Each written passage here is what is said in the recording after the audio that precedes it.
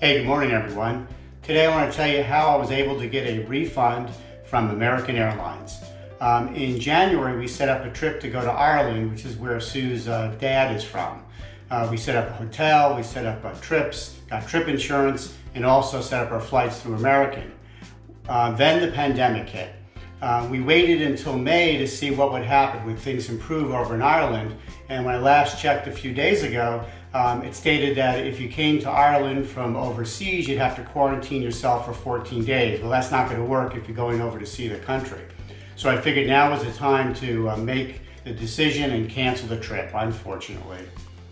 So I started first with doing a quick look to see, and it seemed like most of the companies wanted to give you a voucher and not a refund. And I'm like, hey, that's not going to work. I don't know when I'm going to travel again. So I looked into more detail, and this is what I found. And I figured I'd let you guys know what I found, because it may help other people who are in the same situation that have a trip coming up to Europe this summer and they want to cancel.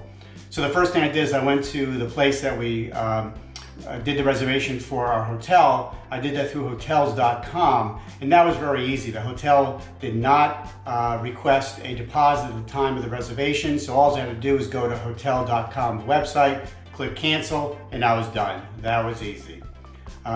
Next up, I went to Viator, which is the company we always use when we travel overseas, and they arrange for the daily trips. So our plan was originally to go to Dublin, stay in Dublin for 7 days, and then take trips around Ireland through reservations through Viator.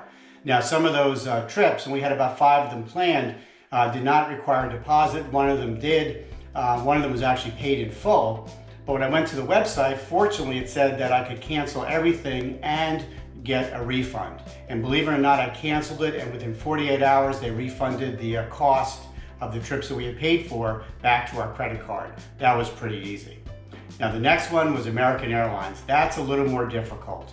So if you go to American Airlines website, they try to push you to get a voucher and not a refund. Basically saying, well, hold on to your money, and when you want to travel again, when things cool down, you can use that money to go and take a trip. At first I said, oh, that might be a good idea, but then I looked ahead to see if I rebooked our trip to Ireland, and sure enough, the price had gone up if I wanted to rebook it for next year. And it did say that you'd have to pay the difference. I'm like, well, I already paid enough money, I don't want to pay the difference. So then I looked at the website further, and it basically said you can get a voucher, and that's about it. But I did some reading, and apparently the federal law from the Department of Transportation is that if an airline changes the flight or cancels your flight, makes any significant changes in your itinerary, they have to offer you a refund, even in the corona environment. It makes no difference. So I looked on the website. It couldn't be easy to do on the website. Matter of fact, it was impossible to do via just the website alone, and I'll tell you why in a minute. So I went and called American Airlines and talked to a representative and told them, hey, this is what I said. Hey, you changed the timing of my flight. You changed my flight itinerary. Instead of 2 stops, it was now 3 stops. So I'd like a refund. There was a significant change in my flights. She did not bat an eye and said, okay, I canceled your trips. To get a refund, you have to get a ticket number, and here's your ticket number. Here's the key. To cancel your flight, you need the ticket number. That's not the number on your reservation. That's not the location number, as they call it. It's something called a ticket number, which is an individual number for each person taking the flight with you. She gave me those 2 numbers for me and Sue, and then she directed me to a specific web address within American Airlines where you have to put that information in. Put the ticket number in, put in your name, address, phone number, and then you submit, you'll get a refund because there were significant changes in your flight. So I did that. I went to the website, put in the ticket number, and by doing that, I was able to put a request in. Now it says that the refund should show up my card in 7 to 10 days, so we'll wait and we'll see what happens. One last one, trip insurance. We always give trip insurance when we book our flights.